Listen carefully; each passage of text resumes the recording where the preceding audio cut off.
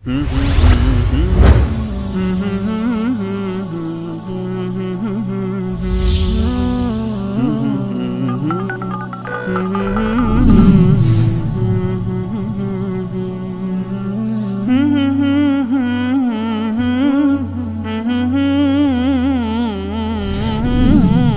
سلام، از برنامه خوبتان و صلح من از شیراز زنگ میزنم. آقای اکبری هستم. واقعا که دستان درد نکنه، خیلی خیلی درد نکنه که مردم به راه خوب هدایت میکنی. واقعا متشکرم، دیگه حرفی ندارم. یک ایرادی تو کارتان نیست، خدایی قرآنی داره پیش میرین. تشکر، صدای من پخش میکنی، یه دنیا تشکر. خیلی توضیح میدم، دستان درد نکنه. خدا حافظ شما. سلام علیکم و رحمت الله.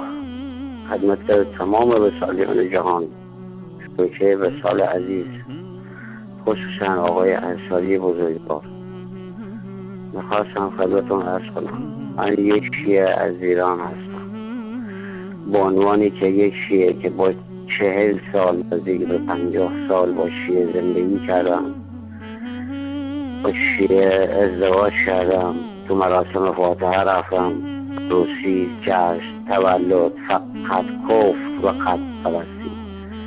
شیعه چیزی به نام خدای قبول نداره اصلا.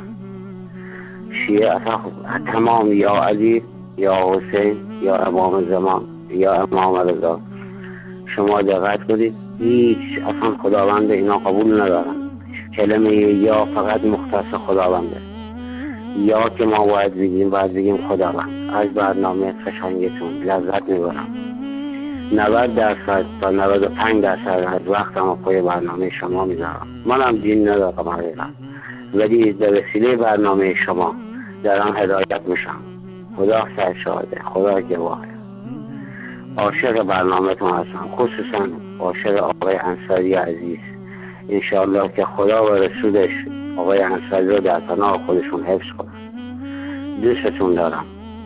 به جز پرستی چیزی یاد نگرفتیم، به جز درخت بوسیدن، میله بوسیدن، آهن ماچ کردن. حال آدم به هم میخوره. ما خودم کلن یه آدم بیدینی هستم، ولی دارم به وسیله شما هدایت میشم. دوستتون دارم آقای انصاری عزیز. از راه دور صورت ماهت میبوسم. تو و شبکه شما باعث شد که باز برگردم به طرف خدا و دین و مذهب بخورم. انشاءالله که همه شما رو خداوند حفظ کنه. بهمنی از بوشه. خدا حافظ شما.